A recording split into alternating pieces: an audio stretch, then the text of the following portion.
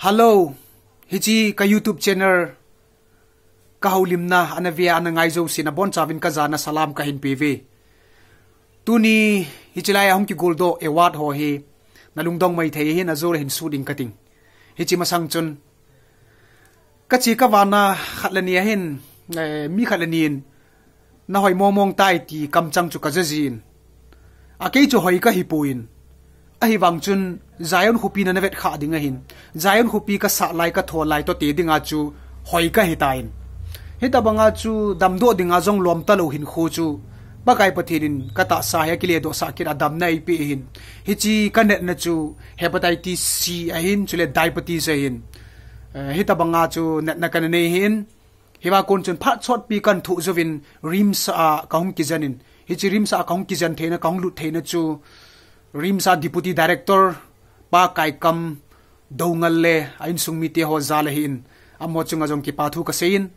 heta banga chom ho zala chu rims kahung lu dan lu le ai kahung ki jana heta chu hung dam do ka hin hichi pathirin kanam mite ang sunga wa chaila saben lai dinga pathirin ka hin khoi koi bi pin lai hin ka ki pa in no zo si taw na jong ka ta sa chunga hi zaw hin izin no zo si zalin pathin ka thangwa in dam nai pia pathin chavel velin thangwa na ka hin pi na hi hiti chu kahung dam na hin tuni hin hichi award ka san ho hi thusim nei chi hi zivin ban nei chan ka sut nomin tuni hi Wednesday ye hin tuni Wednesday ni le hin hichi YouTube channel hin ki ho limna anamang ziu hitin routine tabanga ka seinom chu Wednesday nya hi ki ho limna hiding Sunday ni le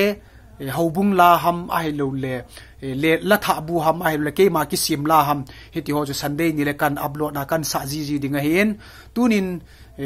ichi thusimi sei nai point kating aung lungting Wednesday ting le ananga unlang ichi lerte award ka ga sanna chule ichangya gan thei ka thopi ham ichangya IPT ham ti chu athusimi ka sei ding hin ichi thum ho he thusima ne hin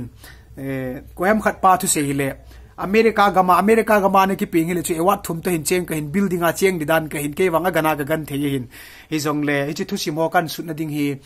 hapta thum hung lut sa hitin hita bangchun tu apa na Wednesday hapta khat lut dinga hizin hi chan ge yong chu kiniam tan inanga pi unlang hivin ti chu kain tip na na hivin a chaina ka seinom chu lungsit ta ni channel navet ting hi le subscribe ni bol pi inlang chule like yong nei bol pin he chu mi hem hi ki pa chat na himing ol ki vin a day hi puin ke jong lunglut ta hi channel hi pan kan la ba choila ho kan sa thu ho kan sei theina dingin hi zat hin subscribe a bol pi tai ta ka lunglut theina dinga ei til khawa pang dinga hi zen thasilo helin subscribe nei bol pin ti ja vela ka hong taw na hena bon chavin dam sel selvin ka ki pa